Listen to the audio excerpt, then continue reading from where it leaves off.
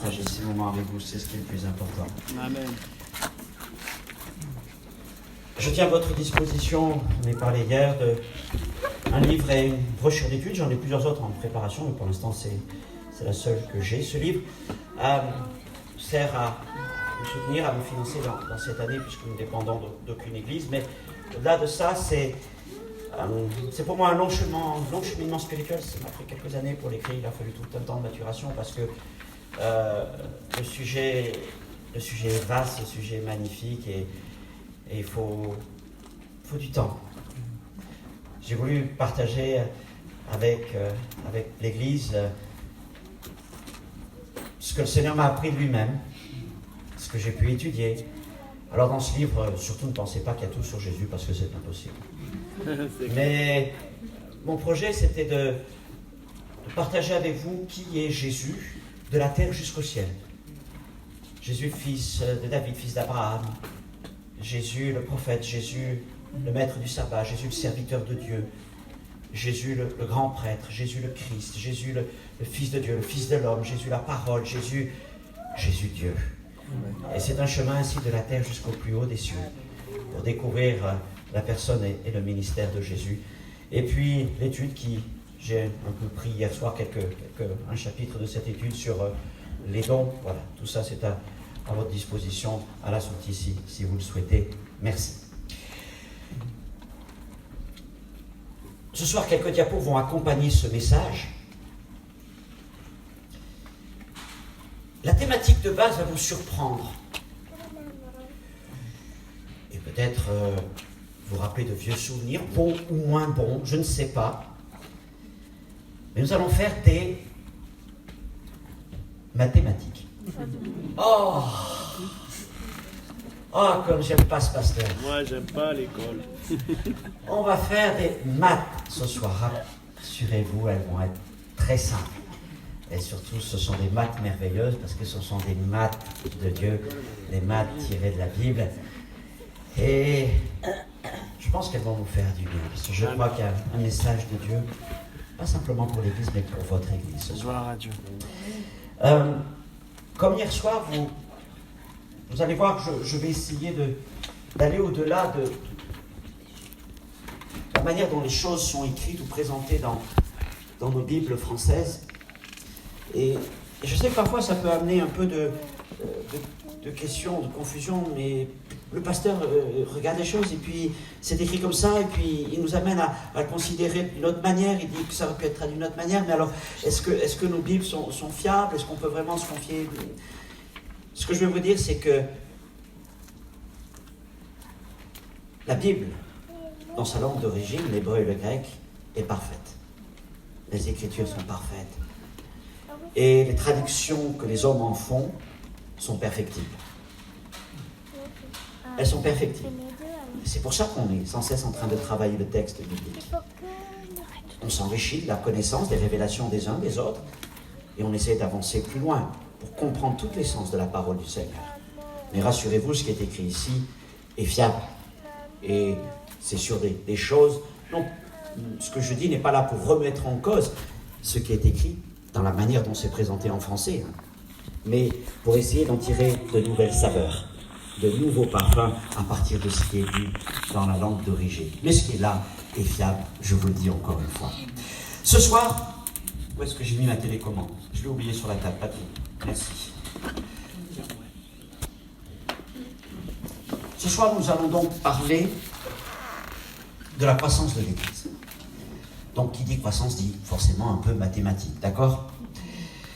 Je voudrais commencer par un premier verset qui est un verset un peu d'introduction générale à ce message, à ce thème, quand je le partage. Et puis après, je voudrais prendre un autre verset. Je crois que c'est un verset que je veux partager avec votre assemblée ce soir spécialement. J'y reviendrai dans le cours du message, mais il va servir d'introduction quand même.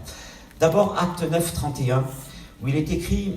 L'Église était en paix dans toute la Judée, la Galilée, la Samarie, s'édifiant et marchant dans la crainte du Seigneur, et elle s'accroissait par l'assistance du Saint-Esprit. Elle ne s'accroissait pas par l'organisation, par les méthodes ou la communication, etc. Mais sa force, c'était le Saint-Esprit. Gloire à Dieu. Donc ce soir, nous allons parler d'accroissement, nous allons parler de croissance, parce que Dieu est un Dieu de croissance. C'est le Dieu de la vie. Amen. Et la vie, c'est la croissance. Tout ce que nous voyons autour de nous, qui a la vie, croît, se développe. C'est ainsi que les choses ont été programmées par le Seigneur. Je vous ai parlé d'un autre verset, toujours dans les Actes. Il n'apparaîtra pas à l'écran parce que je n'ai pas eu le temps de préparer une diapo dessus. J'y reviendrai tout à l'heure, mais si vous avez vos Bibles, dans les Actes, toujours chapitre 5, verset 28, c'est une phrase qui a été donnée par un opposant à l'Église. C'était le souverain sacrificateur de Jérusalem. Et il va accuser les apôtres de quelque chose qui, en fait, était pas une accusation, mais une grande bénédiction, mais il ne le savait pas. Et ce message, ce verset, il est pour vous. Je suis convaincu qu'il est pour vous. Comme quelque chose que Dieu place devant vous. Non pas comme quelque chose qui paraît inatteignable, mais comme quelque chose que le Seigneur va vous permettre d'atteindre et de vivre. Amen, amen. Voici ce que le grand prêtre a dit aux apôtres.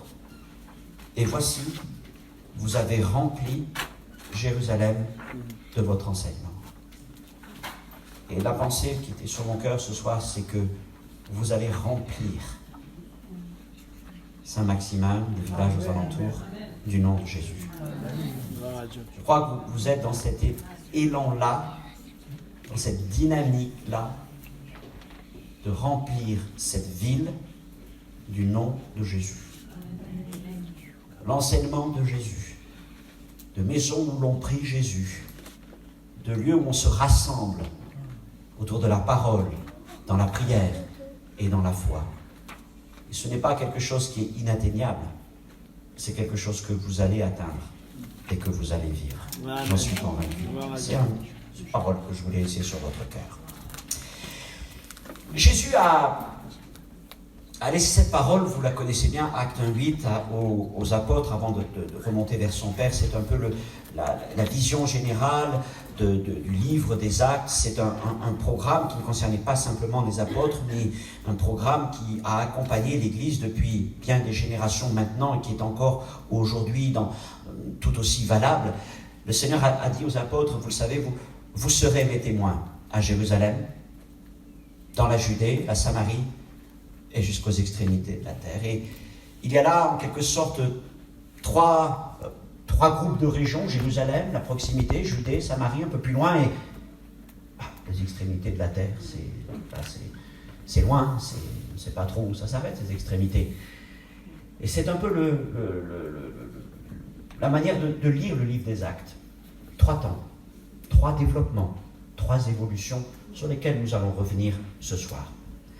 Le livre des Actes est un livre qui traite de la croissance de l'Église. Et Luc est un médecin. On va dire, c'est un scientifique de son époque. Je ne m'aventurerai pas quant aux qualités véritablement scientifiques des médecins de l'époque, mais on peut penser que quand même il était versé dans la science. Et comme c'est un scientifique, eh bien il va parler de la croissance avec une grande précision. Régulièrement, il fait état de statistiques, il parle de nombres, 120, 3000, 5000. Et puis, tout au long de son livre, d'une manière très précise, il va utiliser un vocabulaire très adéquat pour parler de la croissance de l'Église. Il va utiliser le vocabulaire des mathématiques.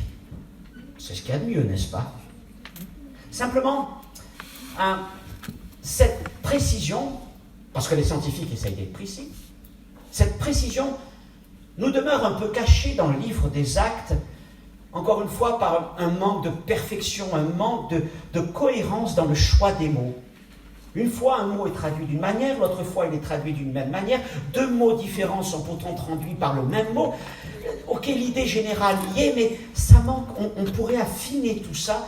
Et au bout du compte, on a quelque chose qui devient très banal, alors qu'il y a une grande finesse dans le choix des mots, parce que je crois que c'est le Saint-Esprit qui inspire les mots. Et en revenant tout simplement à l'origine des mots, on va pouvoir en tirer des enseignements et des encouragements puissants. Et j'espère que notre étude nous permettra de mieux comprendre ce qu'a été la croissance de l'Église des Actes, qui a été impulsée, portée par le Saint-Esprit. Surtout d'en comprendre son origine, ses principales étapes, et d'en tirer des leçons pour nos églises, et votre église en particulier. Vous savez, il y a des églises où, je rencontre toutes sortes d'églises, il y a des églises qui ne sont pas du tout en train de parler de croissance, mais parfois en train de parler de consolation, de guérison. J'ai même rencontré des églises où on m'a dit, mais notre église est dans une situation de marasme. Marasme, c'est proche du mot marée, hein, vous voyez, on s'enfonce. Mais votre église est concernée par ce message, parce que c'est une église avec un élan, avec une dynamique, avec une vision. Vous êtes en marche. Et j'espère que dans ce que nous allons voir, vous allez y trouver encore des encouragements puissants. Et vous allez peut-être, avec votre pasteur, y retrouver votre église quelque part. Parce que l'église de Jésus-Christ, qu'elle soit à Jérusalem ou qu'elle soit ici à Saint-Maximin, elle est toujours animée par la même grâce et par le même esprit, celui du Seigneur. Alors ce soir, plus exactement, merci. On va parler de 3 phases de croissance de l'Église. 3 phases de croissance de l'Église, comme ces 3 époques dont Jésus parle dans Actes 1:8, Jérusalem, Judée, Samarie, extrémités de la terre. D'accord. La première phase de croissance, c'est une croissance par addition. Dieu ajoute. Et cette phase de croissance par addition se situe principalement dans les 5 premiers chapitres des Actes. Actes 1 à 5. Donc, tout au début de l'Église de Jérusalem. Quelques versets. Acte 2, 41. Ceux qui acceptèrent sa parole furent baptisés. Nous sommes au jour de la Pentecôte, après la prédication de Pierre. Et en ce jour-là, le nombre des disciples augmenta d'environ 3000 âmes. Acte 2, 45. Louant Dieu, trouvant grâce auprès de tout le peuple. Et le Seigneur ajoutait chaque jour à l'Église ceux qui étaient sauvés. Acte 5, 14. Le nombre de ceux qui croyaient au Seigneur, hommes et femmes, augmentait de plus en plus. Alors là, vous voyez, nous avons 3 verbes, 2 qui sont les mêmes, augmenter, le verbe augmenter, et puis une fois le verbe ajouter. Mais en grec, c'est le même verbe. Pour ça, je dis des fois, quand on voit, c'est intéressant de voir ce que... À chaque fois, bon, voilà, c'est ce verbe-là, prostikemi, peu importe. Mais ce verbe veut dire ajouter. Veut dire additionner. Ajouter, additionner. Dieu ajoutait à l'Église ceux qui étaient sauvés. Et ce verbe revient tout au long de ces 5 chapitres, une croissance par addition. Ça, c'est une croissance par addition. C'est une augmentation régulière, progressive. Le Seigneur ajoute chaque jour ceux qui sont sauvés. Amen, amen. D'accord. Et c'est vrai qu'avec le temps, les mois, les semaines, les années passées, ma foi, ça augmente bien quand même. Mais voilà, c'est quelque part, c'est une croissance maîtrisée, adaptée, progressive, pas après pas. Vous comprenez la chose ?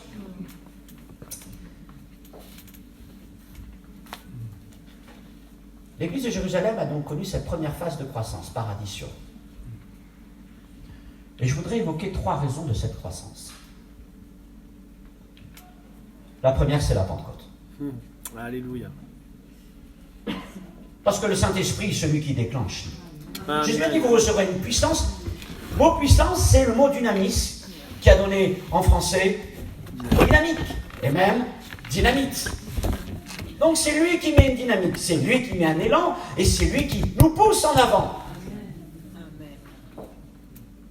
Je dis, il y a des églises qui sont aujourd'hui complètement arrêtées. Et la première chose dont elles ont besoin, c'est d'une nouvelle action du Saint-Esprit, parce qu'il y a un livre qui est sorti il y a une 40aine d'années par un pasteur norvégien avec un très beau titre, « Dieu n'enterre pas les églises mortes, mais il est prêt à leur communiquer la vie. » Amen. Et vous, Dieu merci, vous êtes au-delà de ça, vous êtes dans cette dynamique. Mais je suis convaincu, et vous êtes tout à fait unis pour dire, celui qui a enclenché cette dynamique, c'est le Saint-Esprit, c'est notre Seigneur, et qui continue à porter cette dynamique, c'est lui. Et ça, nous sommes tout à fait d'accord. Ok ? Gloire à Dieu. La deuxième raison de cette croissance par addition, c'est l'onction apostolique des apôtres, et plus particulièrement Oui, l'onction apostolique des apôtres. Là, je parle des 12, mais surtout l'onction apostolique de Pierre. Les premiers chapitres, vous le savez, si vous y réfléchissez, vous connaissez l'Écriture, et celui qui est mis en avance, c'est l'apôtre Pierre. Le ministère de l'apôtre Pierre, qui se manifeste par des prédications puissantes au jour de la Pentecôte. Amen. Rappelez-vous, quand la foule est là, s'est réunie autour de la chambre haute, parce qu'ils ont entendu le bruit, ils entendent les disciples et les apôtres qui parlent en langue. Acte 1:12, ils sont étonnés, ils sont pleins de surprises. Oui, mais certains se moquent, d'autres balancent. Mais la question, l'ambiance générale est résumée par cette question: que veut dire ceci? Pourtant, il y avait quelque chose de magnifique, hein? Et ça nous montre que, quelle que soit la puissance et l'authenticité de l'expérience, là c'était la descente du Saint-Esprit, malgré tout les hommes étaient perplexes. Que veut dire ceci? Et alors Pierre s'est levé et a prêché. Pour moi, la prédication de Pierre ce jour-là, à la Pentecôte, c'est la mère, la source de toutes les prédications. C'est la prédication apostolique par essence. Le seul sujet de Pierre, c'est Christ. Jésus, la personne de Jésus, l'œuvre de Jésus. Et en quelques versets, eh bien, il va raconter l'histoire de Jésus, cet homme de Nazareth. Il va raconter les miracles de Jésus, la mort de Jésus à la croix. Il va s'étendre longuement sur la résurrection de Jésus. Et puis ensuite, il va expliquer à cette foule de Juifs qui est là devant lui ce qui s'est passé dans les cieux. Jésus a été élevé dans le ciel et il a été établi Seigneur et Christ. Et Dieu en donne la preuve par l'Esprit qui vient d'être répandu. Alléluia. Et à la fin de ce message, il est écrit qu'ils eurent le cœur vivement touché. Le cœur vivement touché. Et la question qu'ils ont posée, c'est plus que veut dire ceci, mais que ferons-nous? Hommes, frères, que ferons-nous? Ils s'adressaient à Pierre et aux apôtres, mes frères. Ils se reconnaissaient entre eux, mes frères, hommes, frères, que ferons-nous? Alléluia. Repentez-vous, que chacun soit baptisé au nom de Jésus-Christ pour le pardon de ses péchés. La puissance de la prédication qui est aussi accompagnée des signes. Pierre a prêché à la Pentecôte, acte 2, 3000 sont convertis. Puis n'oublions pas la prédication au temple, celle qui suit la guérison du boiteux, qui marchait, sautait et louait le Seigneur à l'intérieur du temple. Et cette prédication a lieu à un endroit extraordinaire quand on voit l'architecture du temple qui s'appelle le portique de Salomon et qui pouvait réunir une grande esplanade qui pourrait réunir des milliers de personnes. Et là, Pierre va prêcher à une foule gigantesque, une foule de Juifs, et à la fin de son message qui est aussi centré sur Jésus, 5000 vont se convertir. J'ai aidé, il n'y a pas longtemps, je me suis arrêté sur ça.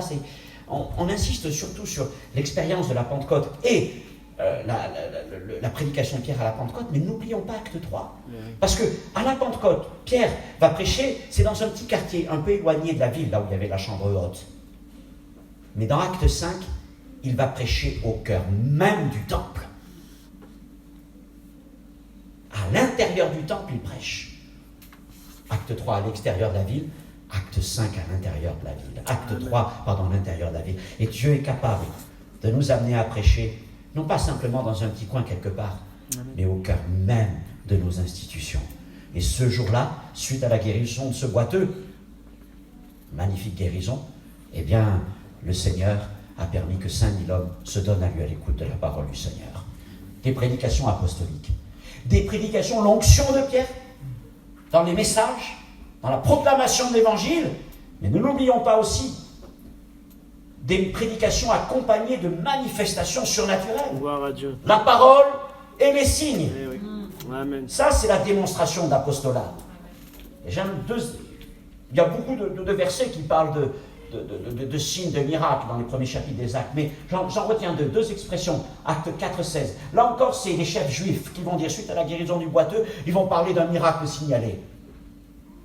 Ça veut dire qu'un miracle que nul ne peut remettre en cause, même si c'était des opposants à la foi en Jésus-Christ, ils ne pouvaient pas contester ce miracle. Parce que tout le monde à Jérusalem avait vu ce boiteux à la porte du temple, et l'avait vu marchant, sautant et louant le Seigneur. Et Pierre l'avait dit, vous avez renié Jésus, mais le Seigneur l'a ressuscité des morts, l'a établi comme prince et sauveur, et voilà, maintenant c'est par la foi en son nom, pas par notre piété, mais par la foi en son nom, que son nom a guéri cet homme entièrement, comme vous le voyez. Eh oui, gloire à Dieu.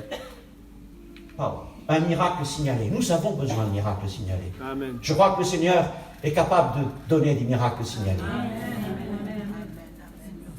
Amen. Il y a quelques instants, tu étais en train de me parler d'un miracle signalé, qui a été une bénédiction aussi pour cette église.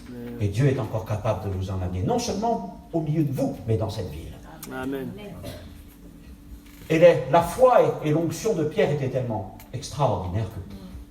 Vous avez déjà vu ce passage, l'ombre de Pierre? Amen. Amen. Ça, c'est étonnant, hein? Il y avait tellement de gens qui se pressaient, un peu comme la foule se pressait autour de Jésus, que cette femme a dû essayer d'attraper le bord du vêtement de Jésus. Quelle belle histoire! Eh bien, pour Pierre, il y avait encore peut-être même plus de monde. Qu'est-ce que faisaient les gens? Ils essayaient de placer leurs malades dans l'ombre de Pierre quand il passait, et les malades étaient... On ne va pas s'amuser à faire ça. D'accord? Vous n'avez pas placé vos malades dans l'ombre de Patrick. Ça va pas comme ça que ça va fonctionner. Mais il y a des moments où, qu'est-ce que vous voulez, ça dépasse notre entendement. Ça dépasse même nos doctrines. Ah, on se dit, Seigneur, ça c'est quand même bizarre, ces choses. Et on t'a raconté pour M. Cizeron, quand il était à l'île Maurice, qu'il y avait des foules tellement immenses qu'il ne pouvait parfois même plus avancer. Les gens touchaient sa voiture. Il était délivré. Ouais. Et il était guéri et délivré. Oh, voilà. Ça, c'était l'onction apostolique, l'onction de Pierre, le ministère de Pierre et des autres apôtres, certainement, qui étaient là et qui fonctionnaient à fond dans la prédication et dans l'enseignement. Mais je ne voudrais pas oublier une autre dimension qui a amené cette croissance. C'était une vie d'église abondante et édifiante, je veux dire une vie d'église de qualité. Parce que c'est bien, c'est une chose importante que d'avoir des hommes de Dieu inspirés et loin. Mais c'est important d'avoir une vie d'église riche.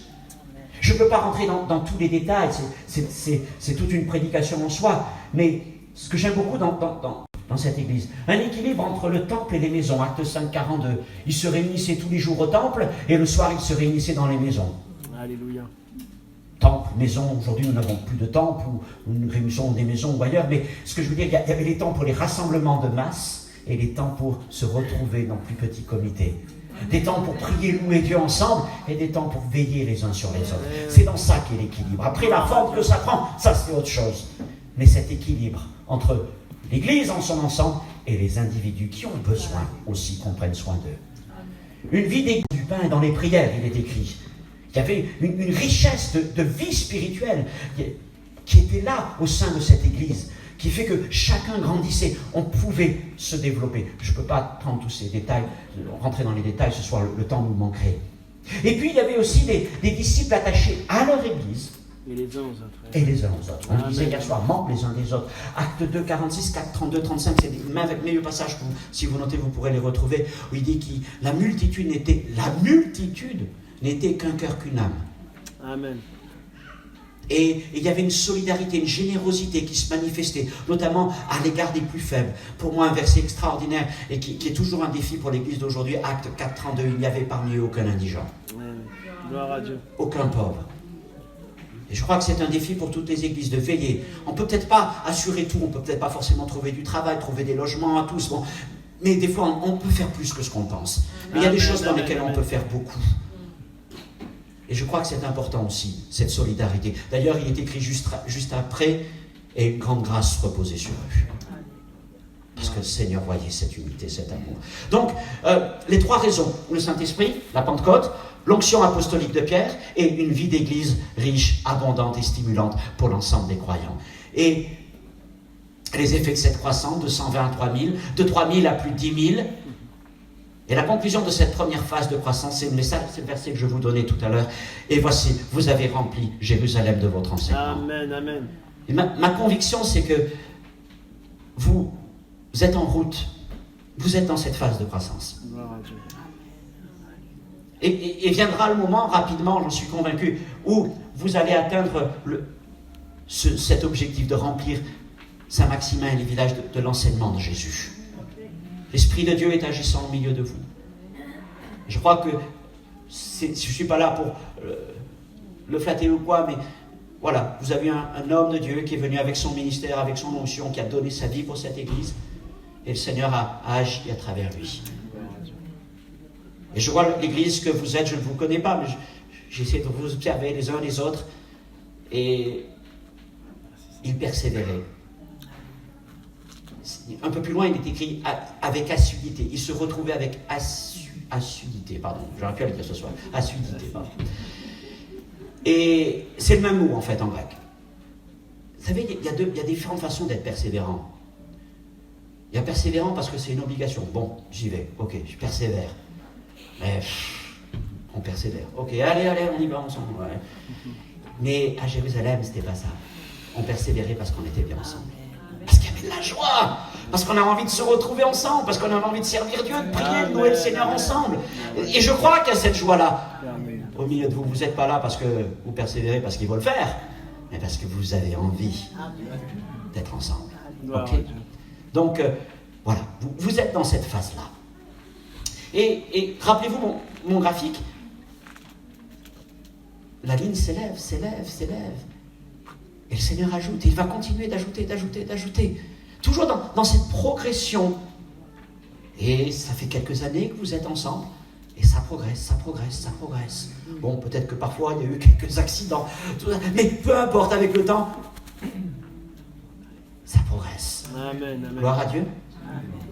Et puis, on allait finir par atteindre un niveau élevé, hein, surtout par rapport au début. Wow, on a monté tout ça. Avec le temps, Dieu a ajouté. Et cette croissance, finalement, qui paraît progressive, régulière, des fois, on voudrait que ça aille un peu plus vite. Mais non, c'est pas le temps. Pour l'instant, c'est le temps où j'ajoute. J'ajoute. Gloire à Dieu.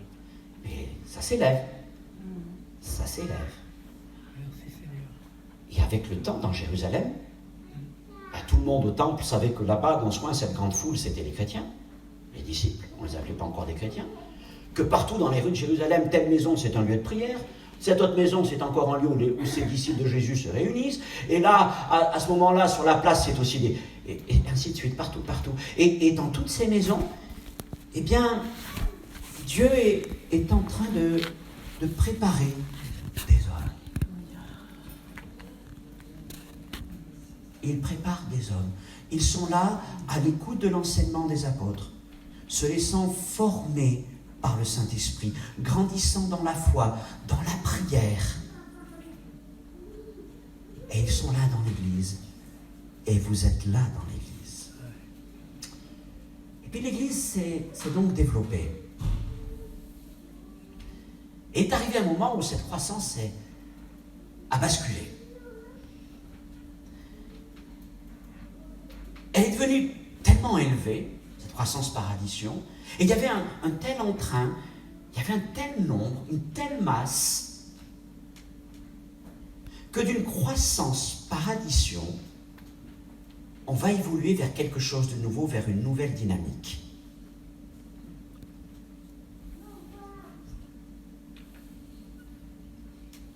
Quand on regarde nos versets tels qu'ils sont, la dynamique ne semble pas changer. Acte 6, 1, le nombre des disciples augmentait. Bon, il augmentait. C'est ce qui était écrit un peu avant. Acte 6, 7, il augmentait beaucoup. D'accord. Voilà, je pense que c'est deux versets. Il y en a... Ah, il y a une diapo qui a dû sauter alors. J'en avais des autres, j'en avais encore deux autres. Acte 9, 31, elle s'accroissait par l'assistance du Saint-Esprit, je l'ai lu en introduction. Et acte 12, 24, le nombre des disciples augmentait.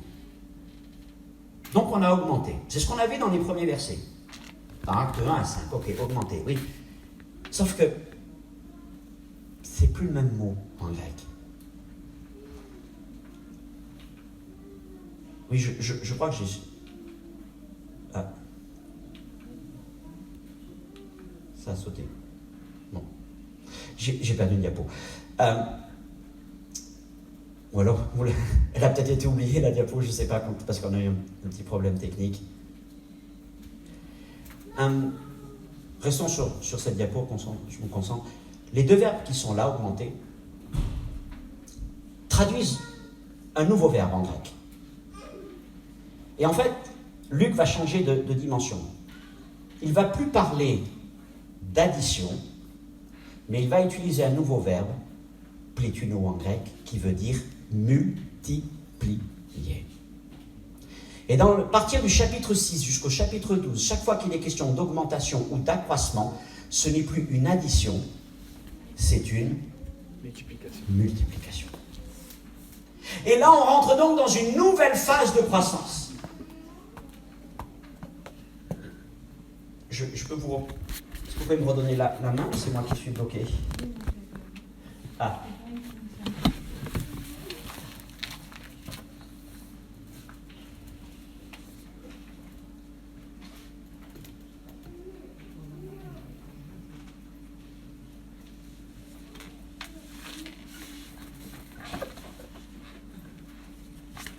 Ah.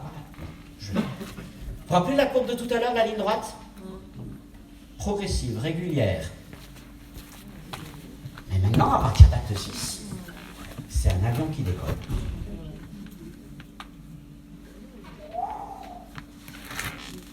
Et ça monte très haut, très vite. C'est l'effet de la multiplication. 2 x 2, 4 x 2, 8 x 2, 16 x 2, 32 x 2, 64, 128, 256, etc., etc. Ça, c'est l'effet de la multiplication. Et quelque part, c'est impressionnant quand la multiplication arrive. D'autant plus que, je reviens en arrière, au verset 7 du chapitre 6, il est parlé d'augmenter beaucoup. Alors, on peut s'imaginer ce que ça pourrait donner. Un nouvel élan se met donc en place. Mais ce qui est intéressant, c'est que ce nouvel élan va se mettre en place suite à une difficulté. Je dis que la croissance par addition reposait sur le Saint-Esprit, sur le ministère des apôtres et particulièrement sur l'onction de Pierre, et sur une bonne qualité de vie spirituelle de l'Église. Et comme ça augmente, il arrive un moment où l'organisation de départ va présenter des limites. Car les apôtres étaient en charge à peu près de tout. Au début, ça allait. Ils prêchaient, ils priaient, ils visitaient et ils s'occupaient des veuves et des pauvres. Mais il arrive un moment où il y a tellement de veuves et de pauvres que même s'ils sont 12, ils n'arrivent plus à assumer. Malgré tout leur cœur, tout leur désir de bénir, ils n'arrivent plus. Et ils deviennent même les victimes de critiques. Oh, vous ne vous occupez pas bien de notre veuve. Vous favorisez celle-ci et vous délaissez les autres. Je pense que les apôtres ont été pénés parce que ce n'est pas ce qu'ils voulaient. Ils ont dû certainement prendre le temps de prier, de réfléchir ensemble et se dire, les gars, on ne peut pas continuer comme ça. Oui. Nous, notre ministère, c'est clair, le Seigneur nous l'a montré, c'est la prédication, c'est la prière, c'est la vision. Et il faut maintenant qu'on se concentre sur ça, mais le travail de distribution aux veuves, le travail, d'autres peuvent l'accomplir. Alors, on va pas arriver... Le piège aurait été de dire, bon, ben, on arrête là la croissance de l'Église parce qu'on ne peut pas aller plus loin. Non, ils ont dit, nous maintenant on va se concentrer sur ce qu'on sait faire, sur ce que Christ nous appelle, et on va permettre à d'autres de faire. Gloire à Dieu. Voyez-vous, c'était tellement grand que déjà, pourtant c'était qu'une croissance par addition, qu'ils étaient dépassés. Alors ils ont convoqué l'Église, vous connaissez Acte 6. Ils vont appeler l'Église, ils vont lui dire, écoutez, voilà ce qu'on va faire, c'est qu'on va vous demander maintenant de choisir parmi vous 7 hommes. De qui on rend un bon témoignage, des gens capables, hein, des gens fidèles, intègres, et des gens pleins du Saint-Esprit, des hommes pleins du Saint-Esprit, et on les chargera de cet emploi. Et alors, vous savez comment ils ont élu, notamment Étienne et Philippe. Et ces hommes se sont mis en charge du service des tables. Et les apôtres se sont consacrés de nouveau à la prédication et à la prière. Et tout à l'heure, je vous montrais Acte 6-7, c'est juste après l'élection d'Étienne et de Philippe. Et juste après ce passage, il est écrit non pas simplement qu'il y avait une augmentation, mais il y a eu une augmentation beaucoup. Tout à l'heure, on parlait du mot exponentiel, je dis garde de ce mot. Exponentiel. Alors là, c'est pas comme ça, c'est comme ça. Qu'est-ce qui s'est passé? C'est qu'à un moment, ils ont compris, les apôtres, que la croissance de l'Église ne pouvait plus simplement reposer sur eux. Elles devaient continuer leur ministère, mais maintenant, ils devaient permettre et encourager les autres, ceux de l'Église, à rentrer dans leur appel.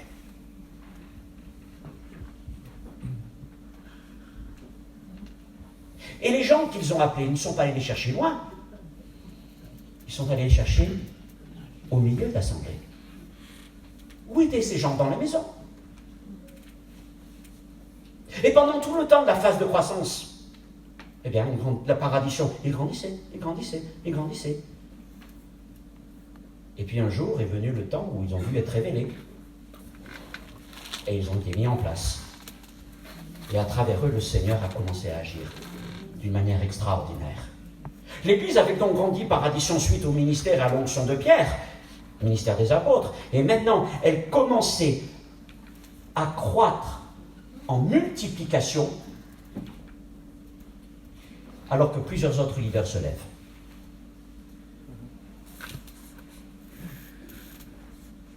Grâce à l'onction de Pierre, l'Église avait grandi par addition. Elle avait atteint de tels niveaux que Pierre était dépassé. Et en mettant à l'œuvre le corps de Christ, ils sont ensuite passés à une croissance par multiplication. C'était plus 1 ou même 12, mais c'était 7 de plus, c'était des dizaines de plus. Gloire à Dieu. Qui rentraient dans leur appel et qui accomplissaient le ministère. Et c'est ainsi que cette augmentation par multiplication s'est déclenchée. Vous allez remplir la ville du nom de Jésus-Christ. Amen. Il viendra un moment où vos pasteurs seront débordés. Vous avez compté beaucoup sur l'onction, la prédication, l'inspiration de vos pasteurs. Il viendra un moment où ils seront débordés. Et alors viendra le temps que des hommes et des femmes se lèvent pour servir dans leur appel. Amen, amen. Et quand ce se fera, ce sera une croissance par multiplication. Voyez, Dieu, dans sa sagesse, a voulu que dans les premiers temps de l'Église, de Actes 1 à 5, ce soit une croissance maîtrisée, régulière, progressive, une croissance par addition. Elle s'appuyait sur les apôtres, et les autres étaient en train de grandir. Puis quand tout était prêt, bon, gloire à Dieu. La vie a explosé. Amen, amen. Et la bénédiction est venue. Gloire à Dieu. Le Seigneur a pris son temps. Et il a pris son temps avec vous. Et il va aller jusqu'au bout du processus de croissance par addition. Gloire à Dieu. Et après viendra encore quelque chose de plus puissant, qui va vous étonner. Et qui étonnera encore notre pays, parce que Dieu est capable d'agir dans les grandes villes, comme dans les petites villes. Parce que le Seigneur ne regarde pas la taille. D'accord ? Oui. Gloire à Dieu. Gloire à Dieu. Viendra un temps pour la croissance par multiplication. Que le Seigneur vous conduise dans ça. Amen. Donc une grande partie de la croissance de l'Église se trouve au milieu d'eux, les ministères, les appels, les services que le Seigneur y a placés. Vous êtes ces gens-là. Je vous ai parlé de trois phases de croissance. Par addition, par multiplication. Vous êtes dans l'addition, vous vivrez la multiplication. Et le défi qui est là devant chaque Église, c'est celui de l'expansion. Parce que l'Église de Jérusalem grandissait. Comme encore à l'époque de l'addition, ils étaient déjà plusieurs milliers, peut-être dizaines de milliers. On imagine qu'après la phase de multiplication, ils ont vraiment été des dizaines de milliers, voire plus à travers toute Jérusalem, les villages aux alentours, la Judée. Voilà. Il doit vraiment y avoir beaucoup de monde, beaucoup de chrétiens un peu partout. La seule chose, c'est que jusqu'à ce moment-là, mettons à acte 8, 9, cette croissance. D'ailleurs, c'est ce qu'on a lu tout à l'heure, acte 9, 31, l'Église soit passée partout, à Jérusalem, dans la Judée, dans la Samarie, la Galilée. C'est-à-dire que c'était le territoire, en quelque sorte, le premier territoire, le territoire connu. Mais, et au-delà. Et les extrémités de la terre. Là encore, le Seigneur est un bon pédagogue, il va étape par étape, il ne brûle pas les étapes. Mais néanmoins, n'oubliez pas les extrémités de la terre. Eh ouais, gloire à Dieu. Et le Seigneur avait toujours cette vision-là, que l'Évangile soit annoncé à ceux qui ne l'avaient pas encore entendu. De partout. Eh ouais.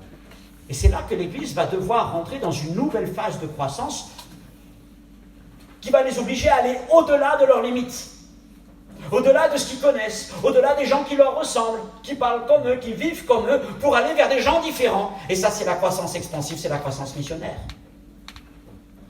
Ça serait plus simplement la croissance à Jérusalem et autour, mais ça serait la croissance dans un pays voisin, dans un pays plus lointain. Et cette croissance, n'a pas eu pour base l'église de Jérusalem. Mais Dieu a dû prendre et susciter une autre église. Plus au nord, à environ 500-600 km au nord de Jérusalem, une ville qui s'appelle Antioche. Aujourd'hui, ce ne sont que des ruines. À l'époque, c'était la 3e ville de l'Empire romain. C'était une ville très riche, influente politiquement. C'est aussi une ville très immorale, avec beaucoup d'idolâtrie. Et c'était une ville influente. Et c'est là, dans cette église, que le Seigneur va susciter une église qui va devenir l'église missionnaire, l'église d'Antioche. Pourquoi? Pourquoi pas Jérusalem? Et pourquoi Antioche? Jérusalem s'était bien développé. Et pour passer dans le stade de la phase de croissance expansive, par expansion, ça c'était mon graphique, hein, il y a un coût à payer élevé. Oui, Étienne. Et le premier, c'est que la croissance expansive implique de dépasser son paradigme. C'est quoi le paradigme? C'est son contexte. Contexte religieux, contexte culturel, contexte politique, contexte ethnique. De dépasser son contexte pour aller vers les autres. C'est compliqué d'aller vers les autres. Parce que les autres, ils ne voient pas la vie comme nous. Ils ne parlent pas comme nous. Ils n'ont pas la même histoire que nous. Vous voyez, à Jérusalem, tout allait bien. À Jérusalem, en Judée, même en Samarie, parce que les Samaritains, finalement, c'était des cousins. Donc, ils se comprenaient à peu près bien, même s'ils ne se supportaient pas. Mais ils savaient de quoi ils parlaient. L'Éternel, même les Samaritains savaient qui était l'Éternel. Donc, ok, on se comprend. Mais les Grecs, à Antioche, l'Éternel, les prophètes, ils n'avaient jamais entendu parler. Ils adoraient des divinités, des statues, des idoles. Ils vivaient dans le péché. La luxure, c'était terrible. Mais c'est pas facile. Alors, quand on est un juif, même disciple de Jésus-Christ, ayant vécu comme un juif, d'aller vers ceux qui sont différents. Rappelez-vous même l'apôtre Pierre. Le Seigneur, par 3 fois, a dû lui présenter la nappe. Remplie des animaux de la terre. Lève-toi, tu et mange. Seigneur, je ne peux pas. Pourquoi a-t-il fait ça? Pour le préparer à aller chez Corneille, l'officier romain. Mais un juif ne rentrait pas dans la maison d'un païen, et encore moins, il mangeait avec eux. C'était même dur pour Pierre. Lui qui avait été utilisé dans les premiers temps de la croissance de l'Église, maintenant il était à son maximum quelque part. C'était difficile pour lui. D'ailleurs, ça sera tellement difficile pour lui qu'il faudra qu'il passe par la case prison, qu'il sente presque le tranchant de l'épée sur son cou, qu'il soit délivré miraculeusement par un ange et qu'il commence à réfléchir, et qu'il est écrit qu'après d'avoir réfléchi un peu plus loin, il s'en alla dans un autre lieu. Le Seigneur l'avait poussé dans ses retranchements. Et l'église de Jérusalem n'a pas réussi à franchir ce cap. Dans Acte 8, il est dit, après la mort d'Étienne, que le Seigneur va permettre une grande tribulation. C'est les mots de Luc, une grande tribulation. Et à cause de cette grande tribulation, tous, sauf les apôtres, vont se disperser. Et ces Juifs qui suivent le Seigneur, la voie du Seigneur, vont quitter Jérusalem, la Judée, et vont commencer à aller dans les pays aux alentours, Chypre, en Afrique du Nord, et même à Antioche. Et ces Juifs, il nous est dit que ceux qui avaient été dispersés, c'est Acte 11, 19, ceux qui avaient été dispersés par la persécution survenue à l'occasion d'Étienne, allèrent jusqu'en Phénicie, au Liban, dans l'île de Chypre, à Antioche, annonçant la parole seulement aux Juifs. On dit, ils ont quitté leur pays, mais ils n'ont pas quitté leur culture. C'est des missionnaires, mais enfin, ça reste quand même des missionnaires très ciblés. Hein. Ils n'arrivent pas. Ils n'arrivent pas à parler à des gens qui sont différents. Pourquoi j'insiste? Parce que vous savez, quand il y a des chrétiens qui ont 30 ou 40 ans d'expérience de vie chrétienne, ben, ils n'arrivent plus à parler aux gens qui sont du monde. Et c'est pareil pour les églises. Dieu utilise plus facilement pour l'évangélisation et l'avancement de son règne de jeunes églises que des églises bien établies. Il y eut cependant parmi eux quelques hommes de Chypre et de Cyrène, d'Afrique du Nord, qui étant venus à Antioche, s'adressèrent aussi aux Grecs et leur annoncèrent la bonne nouvelle du Seigneur, et la main du Seigneur était avec eux, un grand nombre de personnes Amen. et se convertirent au Seigneur. Il y eut cependant parmi eux. Parmi qui? Parmi eux, quelques hommes de Chypre et de Cyrène. Certainement, mais ceux qui avaient été évangélisés à Chypre. Les Juifs avaient évangélisé d'autres Juifs. Et ces nouveaux Juifs de Chypre ou d'Afrique du Nord, eux, vivaient avec les païens depuis longtemps, puisqu'ils vivaient au milieu des païens. Donc ils avaient un peu plus l'habitude. Ils savaient comment ils leur parlaient, ils savaient quel était leur centre d'intérêt, etc. Et ils ont eu l'audace d'aller parler aux païens. Gloire à Dieu. Et ils leur ont parlé de Jésus. Les premiers, c'est forcé. Ils avaient été dispersés. C'est forcé qu'ils avaient témoigné du Seigneur. Mais les nouveaux, les nouveaux convertis, eux, ils vont le faire volontairement. Et la main du Seigneur est avec eux. Et le Seigneur cherche des hommes, des femmes, des églises qui sont prêts à dépasser leurs habitudes. Dépasser leur culture, leur façon de parler, leur façon de voir la vie. Pour aller vers des gens qui sont très différents, parce que ceux qui sont du dehors sont très différents. Beaucoup, vous saviez ce que vous étiez autrefois. Et vous bénissez le Seigneur pour tous ceux qui ont eu l'audace de venir vous rencontrer là où vous étiez. Alors, deux causes par lesquelles s'opère ce dépassement. Comment on dépasse son cadre habituel? Soit par dispersion, parce que Dieu nous met un coup de pied aux fesses. Il veut que ça, il nous aime bien, mais il aime aussi ceux qui sont dehors. Alors, là, dispersion, ça veut dire pas forcément volontaire, ou par persécution. Vous allez me dire, bon, aujourd'hui, ça ne vous concerne pas. Ah, j'ai souvent vu de la dispersion. Il est arrivé, vous savez, quand j'ai vu dans les églises, que Seigneur, on est pris un, je vais vous prendre un, je prends elle, lui, elle, un couple. Et puis, oh, ils sont bien ici, c'est vrai, mais ils sont trop bien ici. Et je vais les envoyer à Valenciennes. Hein? À Valenciennes? Une mutation, mais je ne veux pas de cette mutation. Seigneur, pourquoi tu m'envoies là-bas? Moins 40. Tu exagères, moins 50. Et puis là-bas, il se trouve qu'ils vont être plus audacieux pour le Seigneur. Oui, gloire à Dieu.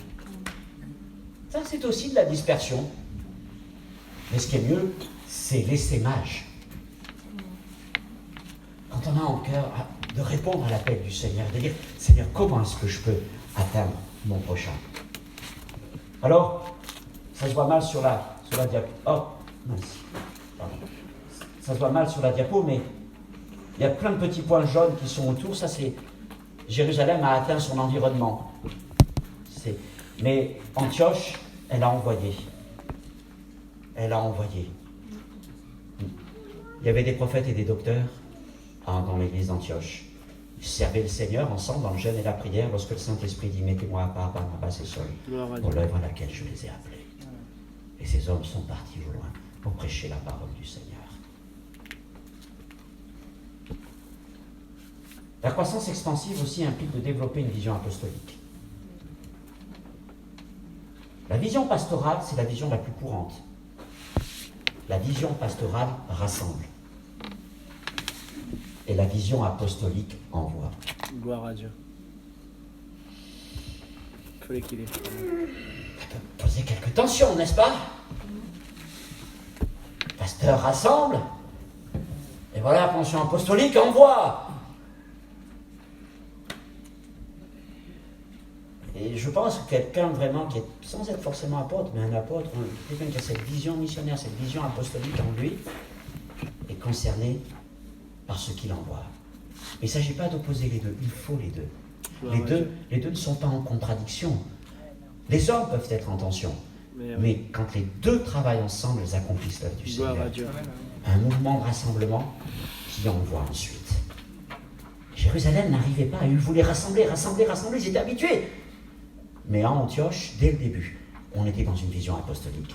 Cette église a été fondée sur une vision apostolique d'hommes qui sont venus, et donc elle était habituée à faire quoi? À envoyer. Et elle envoyait. Et elle envoyait. Et des églises qui envoient ne sont pas des églises qui déclinent, ce sont des églises qui se renouvellent sans cesse, qui progressent. Gloire à Dieu. Et la croissance expansive implique aussi de relâcher des ministères, et ça coûte. J'ai cité ce texte, mettez-moi à part Barnabas et Saul. Oui, mais Seigneur, Barnabas et Saul, Si encore tu nous avais demandé nos stagiaires, je ne parle pas pour vous, je ne suis pas en train de parler, je ne suis pas en train de me dire Patrick va partir, je parle là du texte. Mais là, Seigneur, tu nous demandes nos principaux responsables.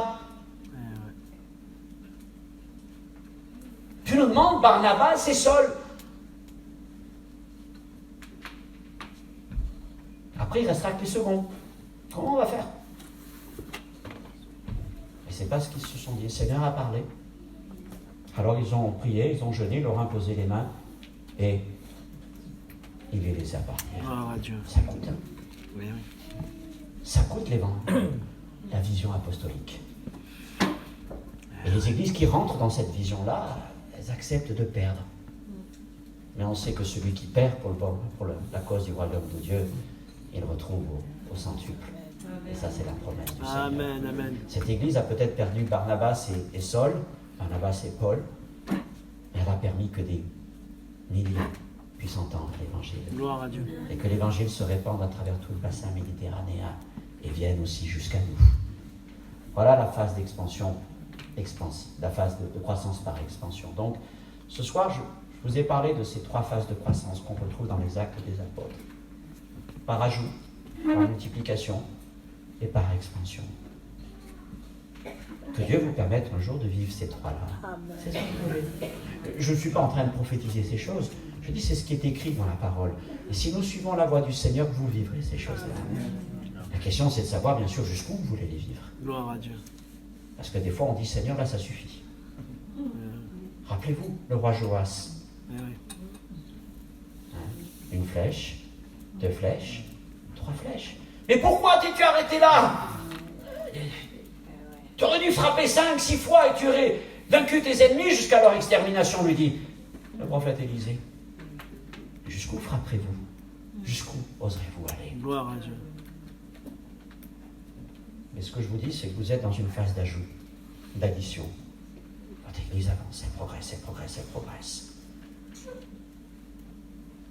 Et le Seigneur permettra un jour qu'elle rentre même dans une phase de multiplication. Amen. Oui. Ça se fera. Peut-être à travers une crise à un moment. Préparez-vous. Mais ça se fera surtout lorsque les Étienne, les Philippe, les Barnabas et tous les autres qui sont là seront prêts. Et Dieu sait quand vous serez prêts pour ça. Il n'ira pas plus vite. Parce que sinon, ça pourrait trop déstabiliser l'Église. Mais lorsque vous serez prêts, il le fera. Alors je vous le dis, voilà l'objectif que Dieu place devant vous, que vous puissiez remplir cette ville de Saint-Maximin de l'enseignement de Jésus. Gloire à Dieu. Voilà l'étape dans laquelle vous êtes. Conduit par le Saint-Esprit, conduit par vos responsables, et vivant ensemble la joie de vous retrouver dans cette assemblée. Gloire à Dieu. Amen. Je voudrais prier pour votre Église et peut-être nous pourrions prendre le temps aussi et je laisserai la place à votre pasteur de prier pour votre assemblée afin que le Seigneur vous conduise encore plus loin. Amen. Seigneur mon Dieu, c'est ma prière mais c'est aussi ma joie de voir, Seigneur, le bonheur, la paix, la joie qu'il y a dans cette Église, surtout la présence du Saint-Esprit. Et Seigneur, dans ces dernières années, tu leur as permis d'avancer, de partir de rien du tout, Seigneur, et de progresser, de se développer régulièrement, Seigneur, progressivement. Tu as ajouté, tu as développé et tu les as amenés à ce niveau-là. Mais je crois, Seigneur mon Dieu, que oui, cette phase de croissance n'est pas encore finie et tu vas leur permettre de remplir Saint-Maximin de tout ton évangile, mon Dieu. Et je crois qu'ils verront encore plus. Alors je te prie surtout de les garder unis dans la foi, de les garder unis dans la joie, que rien ne vienne les troubler, Seigneur mon Dieu. Mais que, Seigneur, il y ait comme il y avait à Jérusalem, une grande grâce. Une grande grâce repose sur cette assemblée. Et Seigneur mon Dieu, que nous soyons étonnés partout en France de l'œuvre que tu as accomplie dans cette ville et dans d'autres villes encore, Seigneur. Nous voulons voir la gloire du Seigneur dans notre pays. Agis au milieu de nous, agis à travers nous. Nous prions, Seigneur, pour des temps de croissance par multiplication. Nous prions pour des temps, Seigneur, de croissance par expansion, où tu enverras, Seigneur, aux 4 coins de la France et même au-delà de la France, des hommes, des femmes qui grandissent au milieu de nous déjà. Oh Seigneur, merci. Merci pour tout ce que tu es prêt à faire. Gloire à Dieu. Nous croyons que tu n'en as pas fini avec notre pays, même si l'état spirituel et moral est catastrophique. Tu as permis que dans cette ville païenne, idolâtre, immorale d'Antioche, une église apostolique se lève. Alors je veux espérer que dans notre pays, une église apostolique se lève aussi, Seigneur. À toi soit toute la gloire, mon Dieu. Amen. Gloire à Dieu. Nos yeux sont fermés.